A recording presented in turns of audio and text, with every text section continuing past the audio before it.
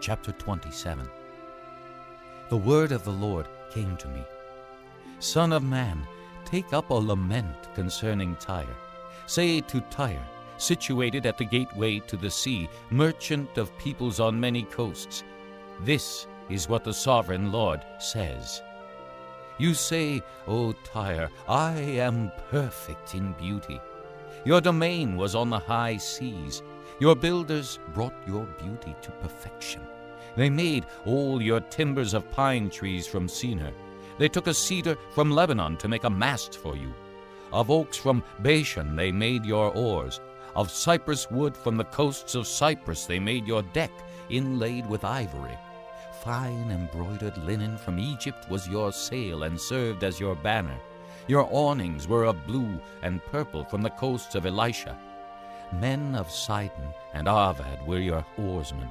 Your skilled men, O Tyre, were aboard as your seamen. Veteran craftsmen of Gebal were on board as shipwrights to caulk your seams. All the ships of the sea and their sailors came alongside to trade for your wares.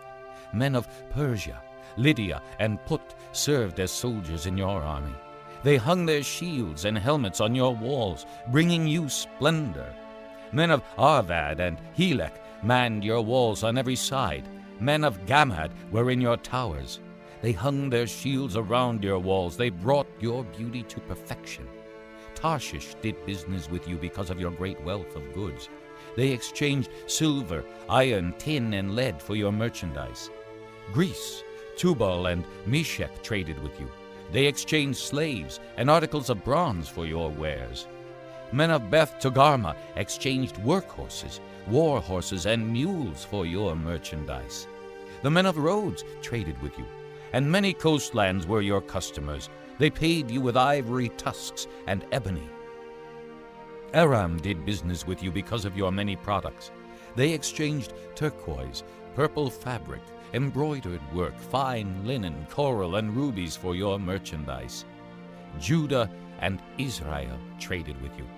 They exchanged wheat from Minnith and confections, honey, oil, and balm for your wares. Damascus, because of your many products and great wealth of goods, did business with you in wine from Helbon and wool from Zahar. Danites and Greeks from Uzal bought your merchandise.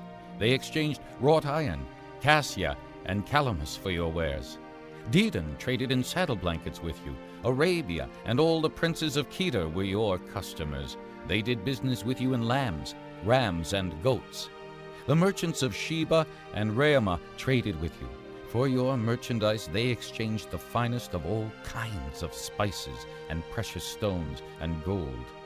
Haran, Cana, and Eden, and merchants of Sheba, Asher, and Kilmad traded with you. In your marketplace they traded with you beautiful garments, blue fabric, embroidered work, and multicolored rugs with cords twisted and tightly knotted. The ships of Tarshish serve as carriers for your wares. You are filled with heavy cargo in the heart of the sea. Your oarsmen take you out to the high seas, but the east wind will break you to pieces in the heart of the sea. Your wealth, merchandise, and wares, your mariners, seamen, and shipwrights, your merchants, and all your soldiers, and everyone else on board will sink into the heart of the sea on the day of your shipwreck. The shorelands will quake when your seamen cry out. All who handle the oars will abandon their ships. The mariners and all the seamen will stand on the shore. They will raise their voice and cry bitterly over you. They will sprinkle dust on their heads and roll in ashes. They will shave their heads because of you and will put on sackcloth. They will weep over you with anguish of soul and with bitter mourning. As they wail and mourn over you, they will take up a lament concerning you. Who was ever silenced like Tyre, surrounded by the sea? When your merchandise went out on the seas, you satisfied many nations. With your great wealth and your wares, you enriched the kings of the earth.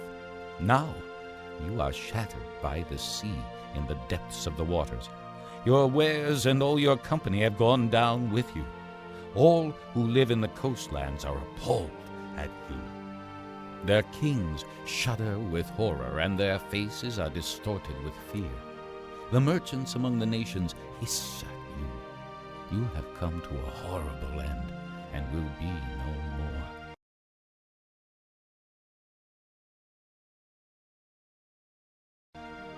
Chapter 28.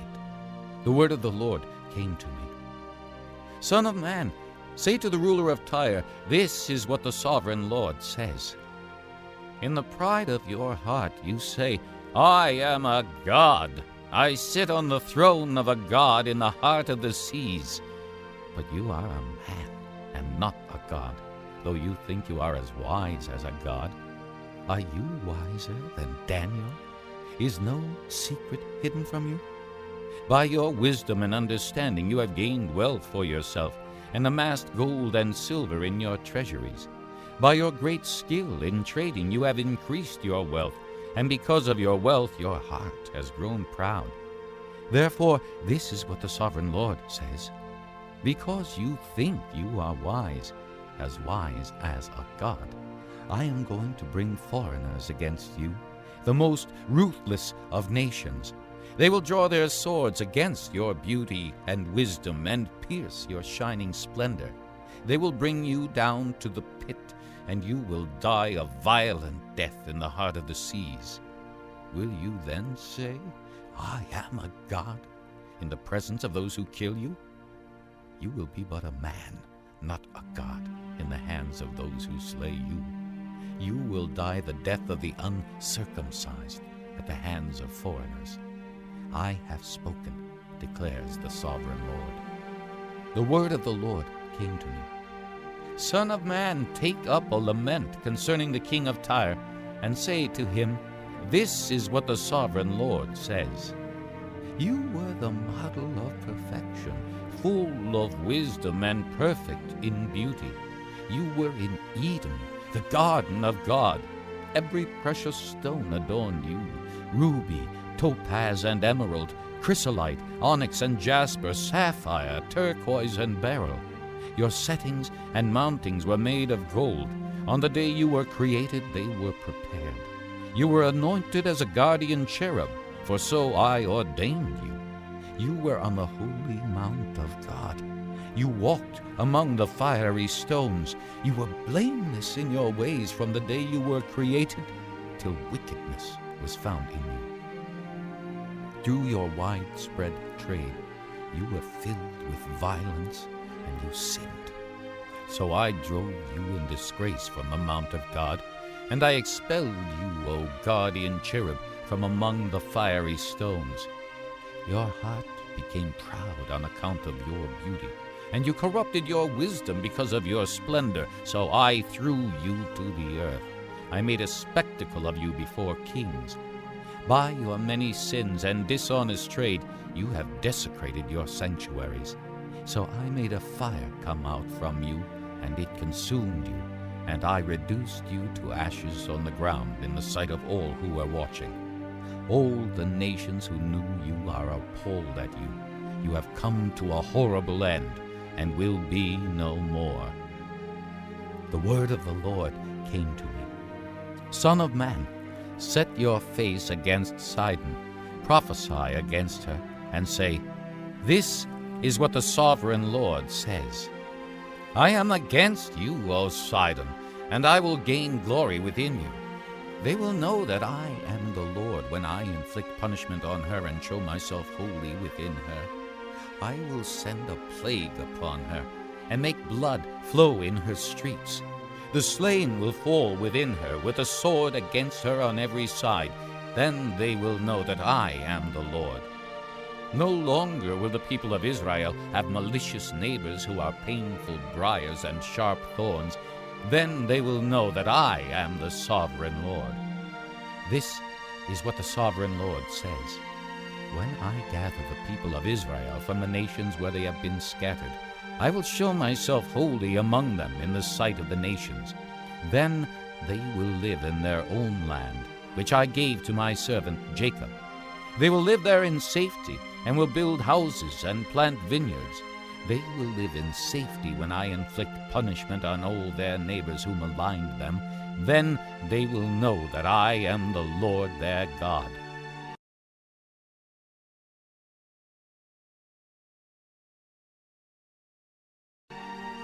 Chapter 29. In the 10th year, in the 10th month, on the 12th day, the word of the Lord came to me. Son of man, set your face against Pharaoh, king of Egypt, and prophesy against him and against all Egypt. Speak to him and say, This is what the sovereign Lord says. I am against you, Pharaoh, king of Egypt, you great monster lying among your streams. You say, The Nile is mine. I made it for myself, but I will put hooks in your jaws and make the fish of your streams stick to your scales. I will pull you out from among your streams with all the fish sticking to your scales. I will leave you in the desert, you and all the fish of your streams. You will fall on the open field and not be gathered or picked up. I will give you as food to the beasts of the earth and the birds of the air. Then all who live in Egypt will know that I am the Lord. You have been a staff of reed for the house of Israel. When they grasped you with their hands, you splintered, and you tore open their shoulders. When they leaned on you, you broke, and their backs were wrenched. Therefore, this is what the sovereign Lord says. I will bring a sword against you and kill your men and their animals. Egypt will become a desolate wasteland. Then they will know that I am the Lord. Because you said, The Nile is mine, I made it. Therefore I am against you and against your streams, and I will make the land of Egypt a ruin and a desolate waste from Migdol to Aswan, as far as the border of Cush. No foot of man or animal will pass through it. No one will live there for 40 years. I will make the land of Egypt desolate among devastated lands, and her cities will lie desolate 40 years among ruined cities, and I will disperse the Egyptians among the nations and scatter them through the countries. Yet this is what the sovereign Lord says. At the end of 40 years, I will gather the Egyptians from the nations where they were scattered. I will bring them back from captivity and return them to Upper Egypt, the land of their ancestry. There they will be a lowly kingdom. It will be the lowliest of kingdoms and will never again exalt itself above the other nations. I will make it so weak that it will never again rule over the nations. Egypt will no longer be a source of confidence for the people of Israel, but will be a reminder of their sin in turning to her for help. Then they will know that I am the sovereign Lord. In the 27th year, in the first month, on the first day, the word of the Lord came to me. Son of man, Nebuchadnezzar, king of Babylon, drove his army in a hard campaign against Tyre. Every head was rubbed bare, and every shoulder made raw. Yet he and his army got no reward from the campaign he led against Tyre. Therefore, this is what the sovereign Lord says. I am going to give Egypt to Nebuchadnezzar, king of Babylon, and he will carry off its wealth. He will loot and plunder the land as pay for his army. I have given him Egypt as a reward for his efforts, because he and his army did it for me, declares the sovereign Lord. On that day I will make a horn grow for the house of Israel, and I will open your mouth among them. Then they will know that I am the Lord.